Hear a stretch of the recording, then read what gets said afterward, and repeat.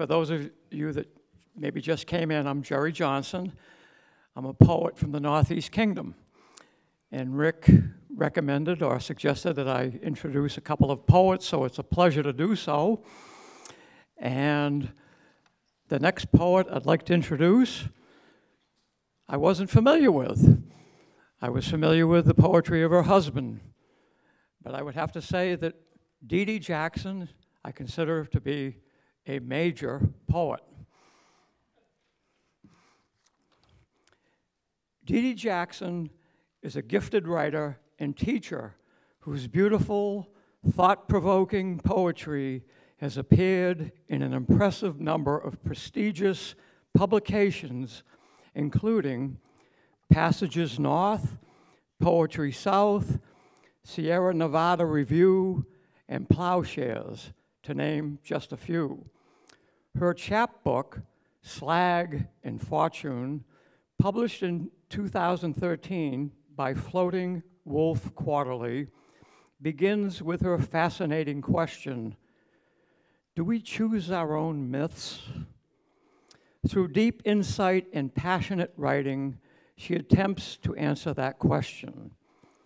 Each of the poems in the collection possesses an eye-catching title iconoclasm: the South Florida Sandhill Crane, Telling the Future, and the Love Movement, for example. Her singular talent compels readers to explore life's depths and what it means to be human. Didi divides her time between Vermont and Florida, where she currently teaches humanities at the University of Central Florida. We're honored to have her with us today as part of the 8th annual Grace Paley Poetry Series.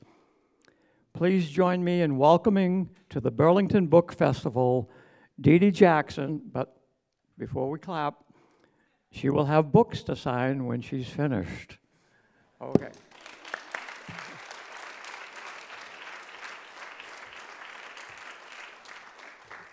Hi, thank you so much. Thank you, Kim, for giving us some space and time. And thank you, Rick, and the Burlington Book Festival for having me. Can you hear me okay? Am I loud enough? Okay. All right, 10:15. Here we go.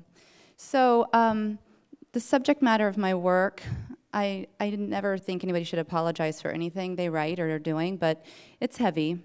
And Diana's wonderful reading, but the intro about dealing with suicide, that's what the majority of my work is about. My second husband passed away from suicide, well, committed suicide, and so my work is about that, but it also is about the moving forward from that tragedy and, you know, creating a new life beyond that. So here we go. The first poem is titled Future Suburbia. I hear Bach's prelude in C major, even when the piano is still. The way suicide is inconceivable. Its basket weaves around us. I try courage, take hot showers, steam the mirror so as not to see circles under my eyes or my breasts, a pair of empty vows. He is dead. I used to know his name, his smell, and where the arrowhead birthmark struck his calf. Memories like mice tunnel into my walls, and posted on my door is a list of what to do to survive. But I'm not sure I want to survive. I'll buy a few deep breaths, walk out into the gauzy night, and burn in the open air like kerosene. I'll be more honest than the moon. An orchestra of clouds will collect my ashes, and with a little rain, I'll be ready for my next life.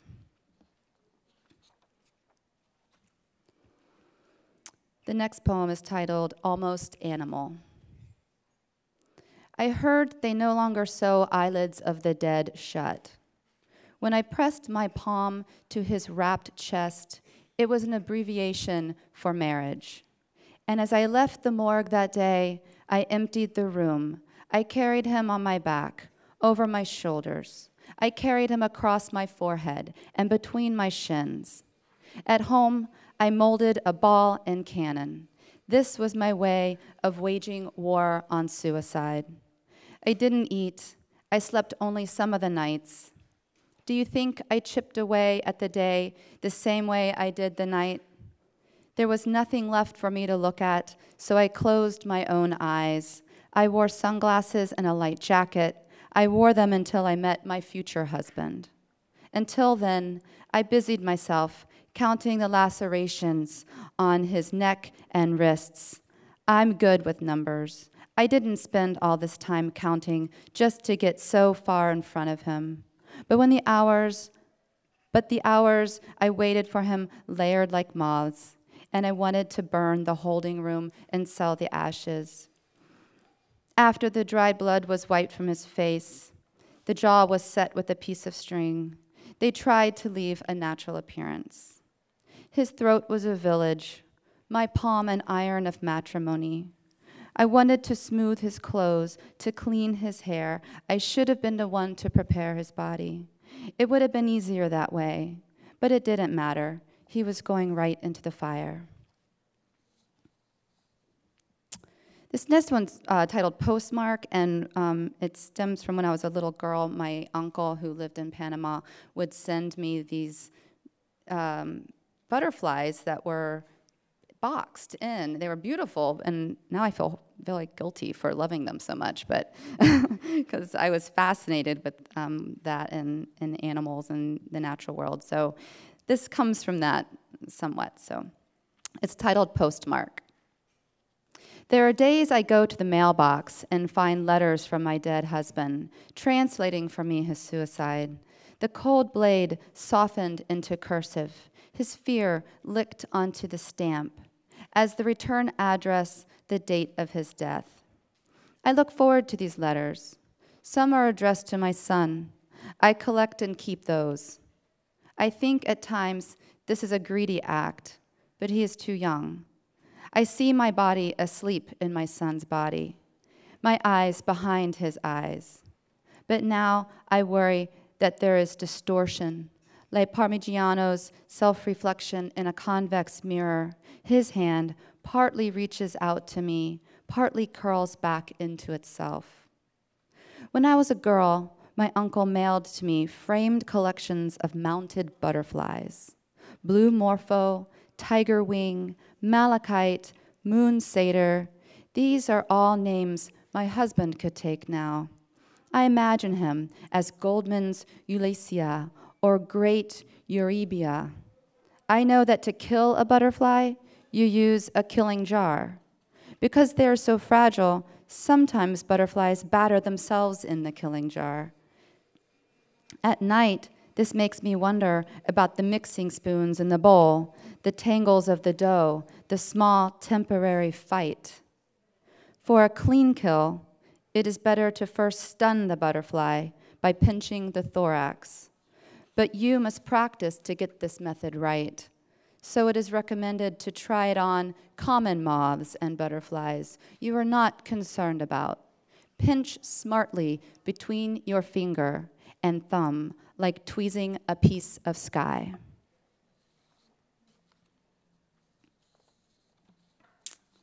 Let's see. So I was lucky enough to spend a month in the Cycladic Islands in Greece, which was an amazing experience. And of course, writing came from that experience. So, and this was more recent in my life, and so it's a good thing. And this one's titled Figure of a Woman, Seraphos. It was on the island of Seraphos, Greece. What I remember is the ebb and flow of his voice, the squid boats rocking the bay, rockamilo on his lips. It could have been the crescendo of summers, but always when love comes hard, how it can fall. The waves in the bay are like tongues searching for an open mouth. What are the hands that need another set of hands, young and callow hands? Now he has set the clock backwards, and it is the ticking I listen for. I don't want to become a deity. It holds the word die. I lay that summer down as a burnt offering. Its smell is of hair, ocean, and wild rosemary. I might let the whole island burn, as if the dried, graveled roads and beaches with their nude bodies had their own summer apart from us. He was cruel and wise. I was nickels and beauty. I hear the sparrows still, tidying their nests in the crooks of roofs. They were relentless. The sky never clouded over, not once. I don't trust a sky that won't rain. That year crawled to me as if out of hiding. With a small prayer, I try to remember my faults.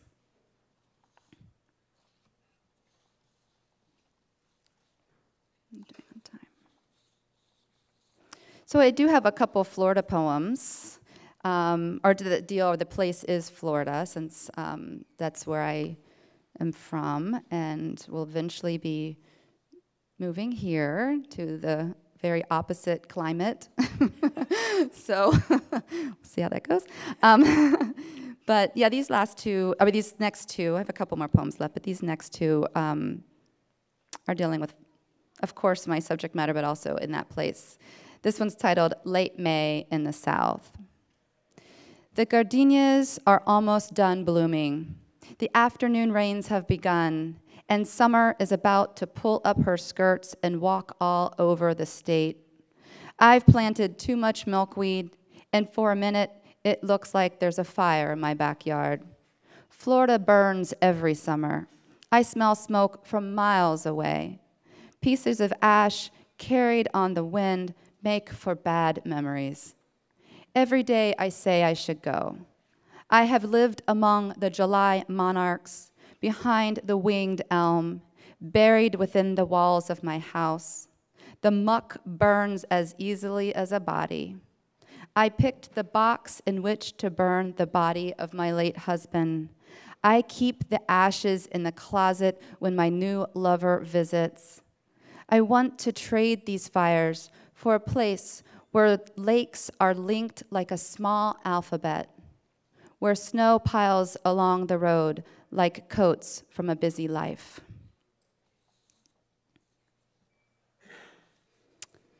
And yes, the Florida Sandhill crane, which was on the endangered species list, but is making a really great comeback in Florida. I don't know other places, but it's doing great. And in the neighborhood we live, they have babies all the time, so it's wonderful to see them raise their young. It's great. I get to see this. So this is titled The Florida Sandhill Crane. By wings whose By wings whose shapes are but half a heart, feathers oiled with country clubs and gasps of delight. Not for these the Sandhill crane shakes her beaded voice. Gauche and gangrene, she is the gatekeeper of jibe, a cement gray song edged and pocked in grassy fields, a frock of scarlet over her eye, her own letter to time and her maker, a bow, a leap, all a dance to the heavens and the blue plastic tarps mapping the devil in a state of wind and rain. A crucifix in her throat to scratch the itch of her fable. Fruit flies darn the citrus fallen and rotten in late spring. She sidesteps and heads for the wetlands to a river that flows north, pierced with blossoms and the song of Marseilles, as suprematists white on white, blossom on flesh, small Corinthian dreams gargle in her throat, her voice of leaves and muck folded in the awkward flight, a frieze of battles and victories lining the sky as if in a couplet of straight lines, as if she could know who would wed the palette of one into a mural of two. So I'll do one last one, I think, for timing. And This comes from another wonderful experience in Rome, in Italy, actually, this past summer. And we were lucky enough to go to Rome and then stay for a while in Montepulciano. And we were in a farmhouse there, and that's the setting for this poem. And I think it's self-explanatory in the poem. There's a Tuscan soup called Ribollita. I don't know if anyone's familiar with it, if you have any of that kind of background, but we were making Ribollita while we were there. This is part of it. So, Ribollita. In the middle of Tuscany, in a farmhouse, tonight we cook Ribollita, a peasant soup of white beans, crumbled bread, kale, and 2 exhausted hearts. In the distance, the bell tower of San Biagio rings in the centuries, and it is there I walk and pray each day. Though not Catholic, maybe even not a Christian, I kneel in the shadow of this church and look deep inside the sleeves of a sweater I've worn too many years. What if I light a candle and say a prayer, and in my throat is a pleated amen? 3 years ago, the husband I knew burned in a box I chose from several boxes. I also chose his clothes, his urn, and in the end asked for him to look like death, not life. And here I am, considering a soup that is hundreds of years old, the Madonna de Buon Viaggio, and the sound of bells in the lower fields near our farm. I know the path to San Biagio like I know the roof of my own mouth. The bells like foil between my teeth, electric. The scent of footprints might confuse the dead, but each night it's between the sheets I'll end up, joyful, triumphant. In the last hour of loving among bedbugs and common centipedes, I'll think I'm trespassing. Prayers, amens, and awe. This is the hour in your arms, trafficking old scars. I hear the plums fall from the tree and know I'll collect and skin them in the morning. Thank you.